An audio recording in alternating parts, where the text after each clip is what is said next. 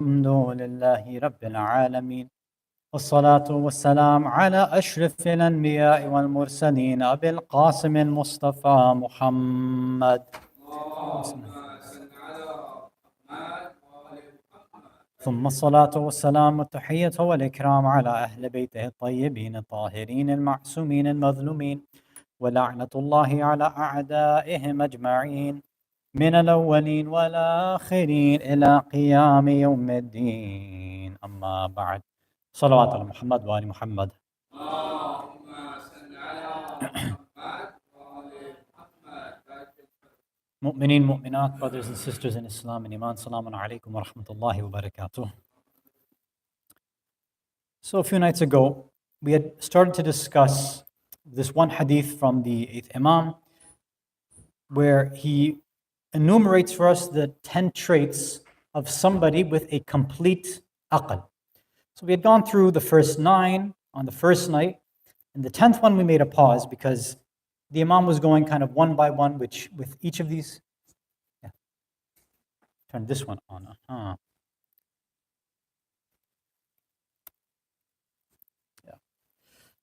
So we've been going through and we finished the 9 traits. Then when we got to the 10th, we paused there because when we reached that line, the Imam himself pauses and said, Al-ashira wa mal-ashira. And this 10th characteristic, what do you know about this 10th characteristic? What is this 10th characteristic? So the Imam himself was offering emphasis on it and ta'keed. And so those who were around him said, okay, what is it then that you're addressing? What is this 10th characteristic? And he had said, لا يرى أحد إلا قال هو خير مني وأتقى. That this 10th and final trait for a person with the complete aql, a perfect aql, is that whenever they see anyone else, they say to themselves that this person is better than me and they have more taqwa than me. And we started to discuss this 10th trait and how this is the most difficult of traits in this list and probably in our spiritual journeys as well. For us to be able to go, we said the words of the Imam is that he's not saying anytime you come across and meet another Shia. He wasn't saying anytime you are there with another mu'min or another Muslim. He's specifically saying that la yara ahad, that every single individual, every single person, that a person with the complete aql, when they come across anyone else, they are thinking to themselves and they are saying, yeah, this other person, they're better than me and they have more God consciousness and God awareness than I do. And we said that this is a very, very tall order, right? For many, many reasons, and we started that discussion. There's a few points that we wanted to continue on that line, inshallah, that we'll try to answer tonight with the salawat ala Muhammad wa ali Muhammad.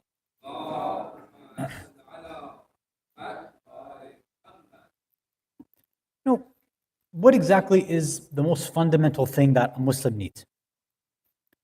Many of us, we would argue about the ahkam, the fiqh, the sharia being the most essential thing, and it definitely has, it's an underpinning, it's a grounding, it's necessary.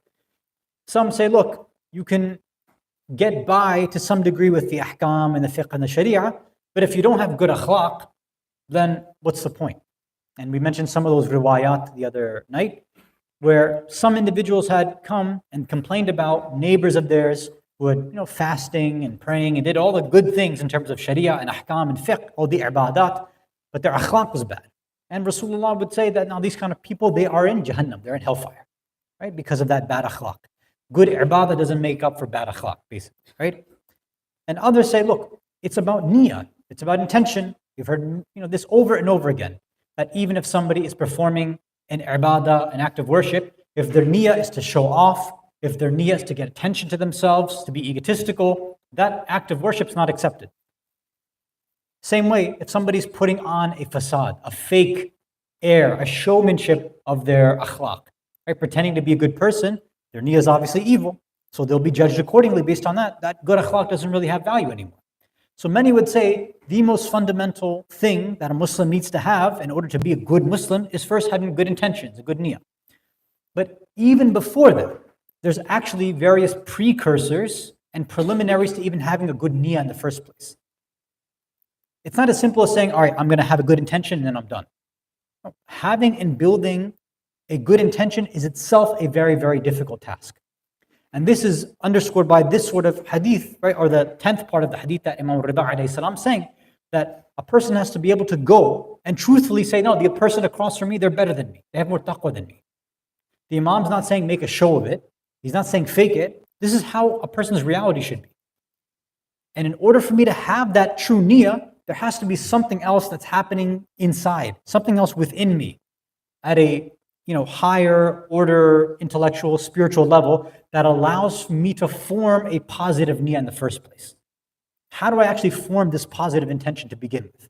And a simple way of framing it is this is how in modern the modern vernacular and nomenclature, we call this optimism or positive thinking versus pessimism and negative thinking. Very simply, somebody with a negative framework and negative thinking, it's very, very difficult for somebody like that to form any type of good niyyah for anything.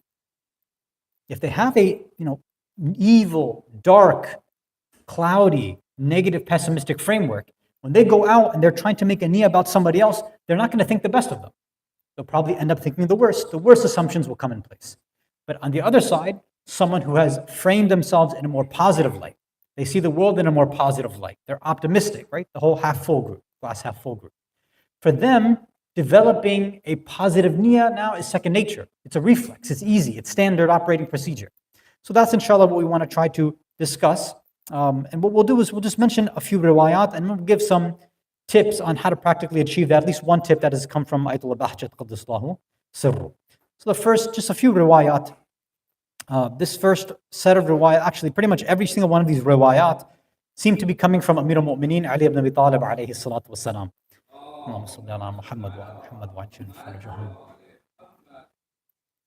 And there's various discussions on why is it that for Imam Ali alayhi salam, this subject matter was so important. There's a lot of discussion. There's a lot of riwayat from him that talk about pessimism or su'adhan and then optimism, right? Husn adhan, or giving benefit of the doubt. There's a lot of these riwayat, right? And again, we'll go through a handful of them tonight, inshallah. So there's various theories on why it would be the case. Now, let's think most likely where we're going to find most of the riwayat from Amir al-Mu'mineen narrated.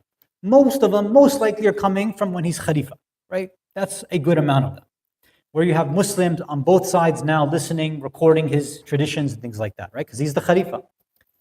At that same time too, you have a rift, you have a tear, you have that civil war, quote unquote, that's happening among the Muslims there. So it's very natural now where you can see that because of these different splinter groups and sects and various ideological groups that have split off during his time, and of course they were technically always there, but we put the emphasis at the time of Imam Ali against Muawiyah. At that time, you see how all these individuals, all Muslims, all practicing Muslims basically, same Quran, same Tawheed, same Allah, same Prophet, all of the same stuff, but they all now have these different assumptions about each other, right? About one another. And it's within this environment that you see, for example, people within the same army, at least in Imam Ali alayhi salam, at least his army, they were at odds with each other. They were fighting one another. People were arguing. No, we don't have this idea where everybody that was supporting Imam Ali during that time was a Shia. Right? That term was a very loose word, a very loose term. It's not the way that you and I would understand it right now. Yes, you had maybe a handful, right, that did believe, yes, he is the rightful leader. He is the Imam as well. He has this divine blessing behind him. He's divinely appointed. There was a handful of Muslims who had that idea. Some just thought, no, he was just the best person suited for the job. That's it. And others didn't really care necessarily, like, okay, I'm over here, he's the leader, I'll go with it. And if it benefits me, then I'll continue with him. And if it doesn't benefit me, I'll switch to somebody else. It doesn't really make a big deal. You see the same sort of breakdown with pretty much every single Imam. It continues with Imam Hasan alayhi salam, and then unfortunately with Imam Hussein alayhi salam, same thing. Right? The same kind of ideological breakdown. Because even in the Imam's army, Imam Ali's army, you had a quote-unquote lovers, supporters, the die-hard ones who were willing to give their lives for him. Then you had people who they're Muslims, so he's the Khalifa, so we'll go to war. But you see in many of the sermons in Nahj al-Balagha, Imam is saying that, you guys are not even men. You have the appearance of men, but you're not men. Because you argue with me constantly, you don't submit to my rule, I give you orders, you run away from them, I tell you to go to battle, you complain, you say it's too hot in the summer, wait till winter, I wait till winter, and when it's winter, you say it's too cold, I don't want to go to war then too. And this is where in the same khutbah he says, I wish I had 10 people like that existed that were supporters of Muawiyah because they were diehard and true soldiers and loyalists. He's like, and I don't have this. And this is what Imam is unfortunately complaining about. So you have those kind of supporters or pseudo-supporters. And then you also have Khawarij who have also developed in his camp too. There were Khawarij who were part of his army. Shimr, la'natullah alayh, was initially, before he had taken, obviously a turn for the worse, was initially a part of the Imam Ali alayhi salam supporters in his army. Right? He was in the battlefield with him until later he fought on the side of the Khawarij against Amir al-Mu'mineen later on. But initially he was with Imam Ali. And there's many individuals in history who are like this. So you can see, it's not a pretty picture in Islamic history. So the Muslims are at odds with one another. There's interfighting. They don't trust each other because of the different ideological backgrounds and everything, even though they might be under the same commander and Khalifa. So all of this is happening, and in order to keep things going, a society needs to run smoothly. A community can't have this kind of discord. It can't have this unrest. Literally, the definition of fasad is causing chaos and unrest. It's the opposite of sulh. Now, sulh we translate as treaty, right? Like the sulh al-Hasan, the treaty of Imam Hasan. But sulh or islah is coming from creating a balance and harmony. So sulh is the opposite of fasad.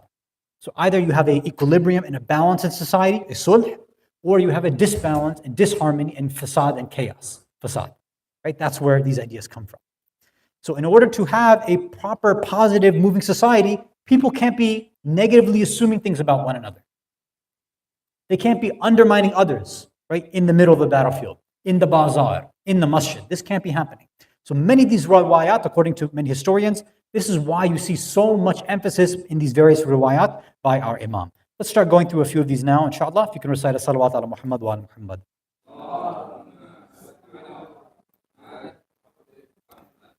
Some of them are on the very easier, maybe simpler side, right? So one of them is reported to have said, Tafa'l bil khair tunjih.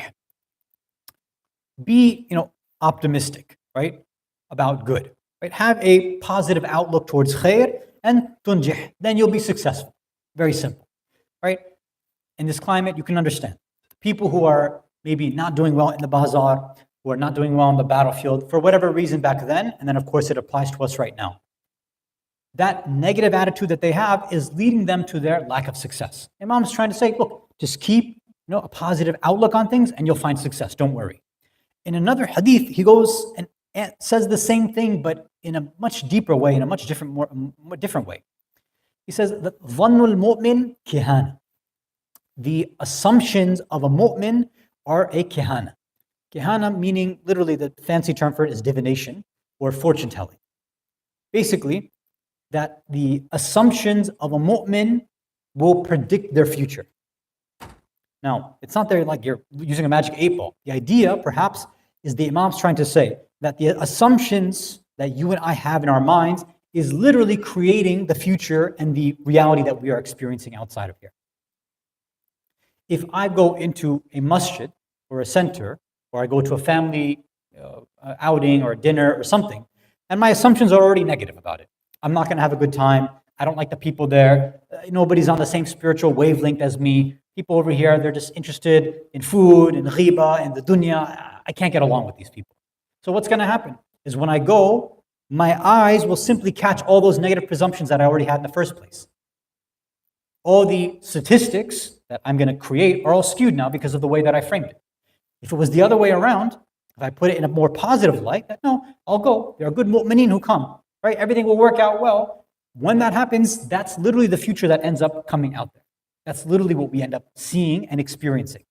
So here the Imam is trying to say that the assumptions that you and I are creating in our minds have an effect on reality as well.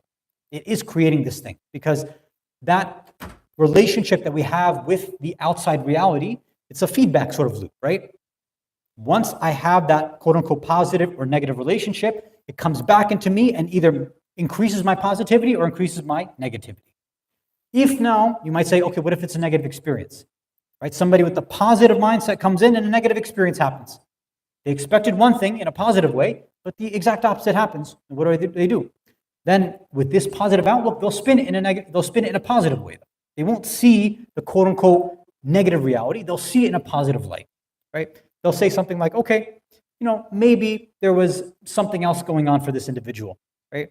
The same way that, when you and I, let's say when we're out driving here, and Florida has two different types of drivers, right, that I've experienced, right? And it's much different than how I'm used to in New Jersey. So in Florida, you have people who have, both of the groups have no consideration for the speed limit. One group will go much, much faster than the speed limit, which is the group I like, and the other group will go 10, 20 under the speed limit. And these people sit in the left lanes as well too for some reason, because I think Floridians don't have a concept that the left lane's a passing lane, right? Not for you to sit in and just chill out. That's not what the left lane is for.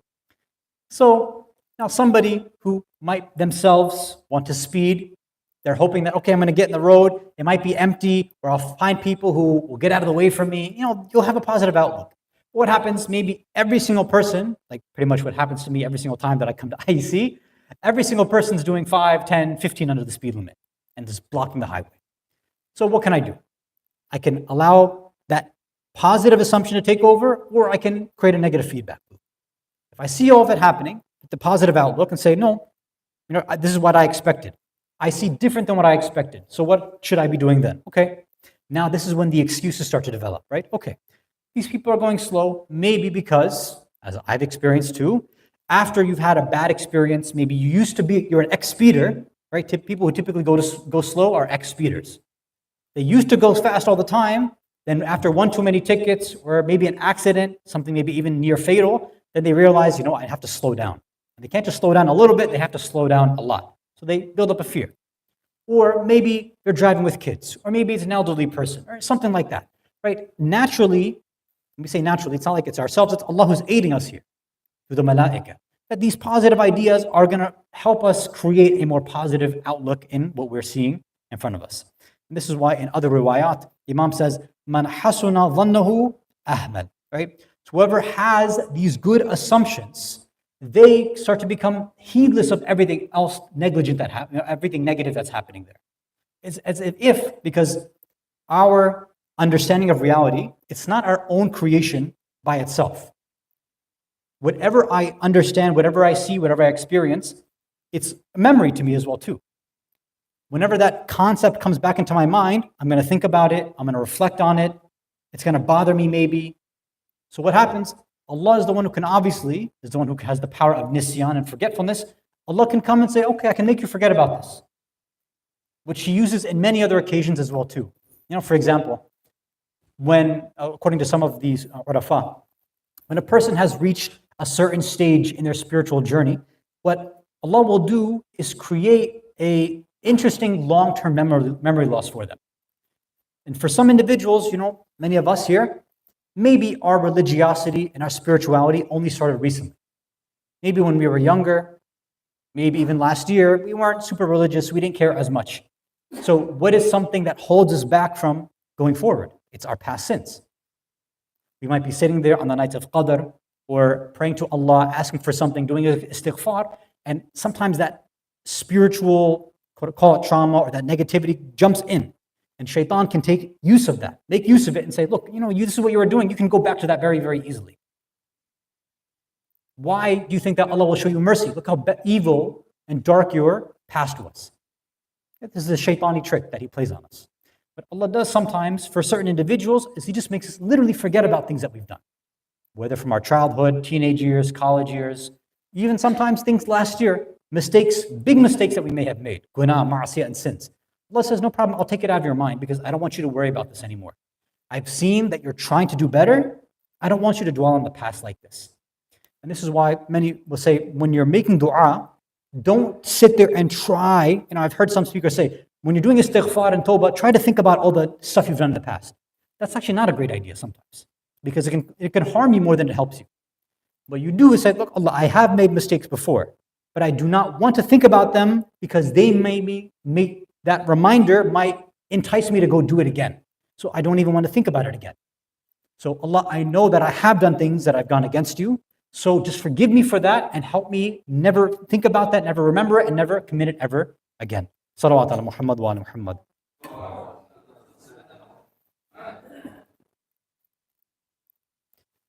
And then when this happens, the next step the Imam says is man hasuna dhannuhu, whoever has these proper assumptions, then hasunat niyatu, right? That point that we were looking for. If the assumptions now that I'm creating and that I'm making up are positive, are beautiful, then Imam's saying then your niyat will become positive as well too. It's one after the other, right? And that's what we're trying to initially, eventually develop, is to have that positive intention. Okay, now what about some of the negative repercussions for negative intentions? In some riwayat we have, Imam says, La dina le musi'adhan. There is no deen, there is no religion at all for somebody who has this su'adhan, somebody who has this negative assumption about anybody else, everybody else, about reality, anything. A mu'min is not supposed to have negative assumptions about things. And I know in society it can become very, very difficult. We see how bad things are. People, we've talked about this before, how people, when they look out, especially what's going on in geopolitics, what's happening in this country, what's happening locally.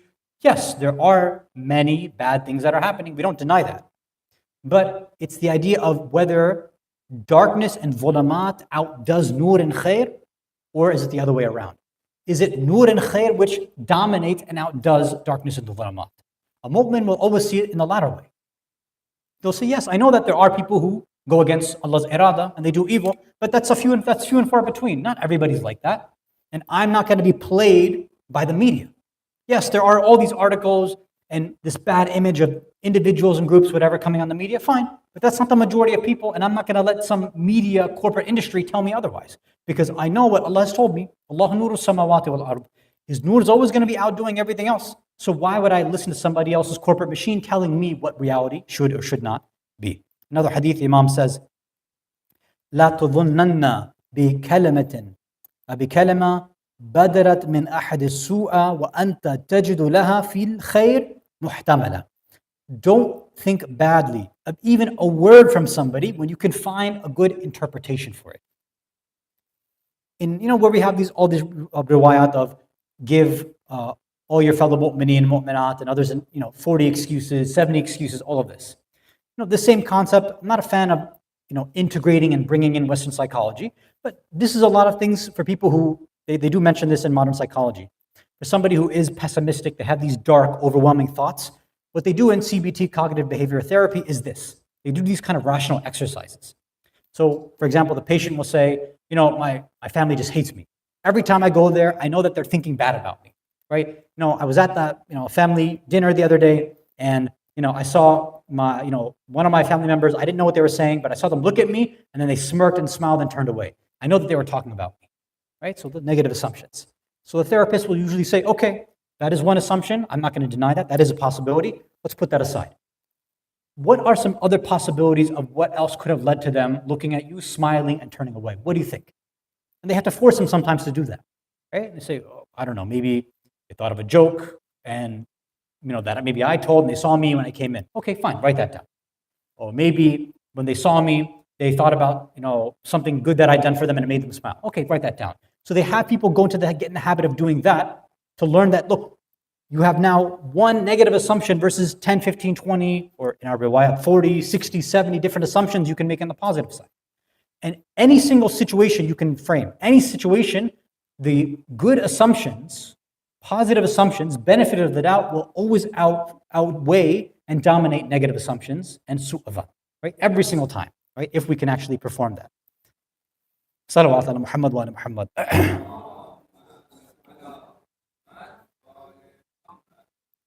Now the final, because there's a bunch of other riwayat which are pretty much just the opposite of the ones that we've shared, right? Is whoever has bad intention, whoever has bad assumptions, they'll have a bad niyyah. So I'm not going to give you the opposites because I think you understand that. The one piece of advice that I'll share before we end from Ayatollah Bahjat Qaddasallahu Sirru. Somebody had come to him and asked him, how do I fight these negative assumptions? How do I fight? He's like, I'm very negative about people. I have this su'adhan. How do I combat it? He said, simple. You don't get rid of negative assumptions. Like, what kind of, what? Yes, keep your negative assumptions. Keep su'adhan. But use it for your worst enemy. Like, okay, who's your worst enemy? Like, your own worst enemy is who? It's your nafs. Su'adhan belongs for your own nafs. So anytime you think about yourself and your own actions, yes, be negative towards that. Anytime you think you're doing something, out of the kindness and goodness of your heart, No, you can be a bit negative there. That's okay. Say that, no, maybe I was doing it for attention. I was doing it for the sake of my ego. I wanted other people to know that, oh yes, I do sponsor iftar sometimes. I want my name, shouted out there. I want people to see my hand going up. I want people to see that, I do, I come inside and I sit for du'as, I recite Quran, X, Y, whatever it is. We have to have those negative assumptions according to bahjat about ourselves, right? To make sure that takabbur and arrogance doesn't overwhelm us. So then for everybody else, that's where the opposite comes in. For everybody else, they get husn dhan and the benefit of the doubt. Because why? At the end of the day, I have zero information about what's actually going on in their mind. Even if somebody has the most negative thing they could have said to me, the worst of the worst thing, worst actions, I have no way of knowing what environment they've been raised, how their tarbiyah was in their household, what happened to them on the way here. I have no idea. And at the end of the day, I have no clue and no way to know how Allah is going to judge them on Yawm al-Qiyamah. I have no idea. That's why somebody very famously said, only God can judge me, right? And that person was right. It's true that only God can judge in that absolute sense. Because in order for Allah to judge, that person's background, their environment, everything else is to be taken into consideration. And none of us have the access to that. And sometimes what we end up doing is, again, we give ourselves the positive spin. We hear somebody, let's say, using profanity, being rude, using language that's inappropriate for a mu'min. Okay, fine. And you might think to yourself, okay, I don't use language like that. What's so difficult about that? Just use positive words. Why do you have to use these disgusting swear words and profanity? Why? Why can't this person stop? What's the big deal?